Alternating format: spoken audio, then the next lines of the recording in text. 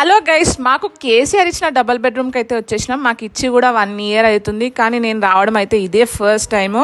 చాలామంది KCR double bedroom అనగానే చీప్గా చూస్తారు, కాకపోతే మాకు వచ్చినప్పుడు అయితే ఒక డ్రీమ్ హౌస్ కట్టుకుంటే ఏ ఫీలింగ్ వస్తుందో అంత హ్యాపీగా ఫీల్ అయినాం. ఎందుకంటే మాకు ఓన్ హౌస్ లేదు, ఇల్లు వాల్యూ ఏందో మాకు తెలుసు. కాకపోతే ఒక చిన్న డిసప్పాయింట్ ఏంటంటే మాకు 9th floorలో వచ్చింది. ఆ డిసప్పాయింట్ ఎందుకంటే చిన్న పిల్లలు ఉన్నారు కదా, వాళ్ళతోని కొంచెం ప్రాబ్లం అవుతుంది అంతే తప్ప ఇల్లు అయితే చాలా బాగా కట్టినారు.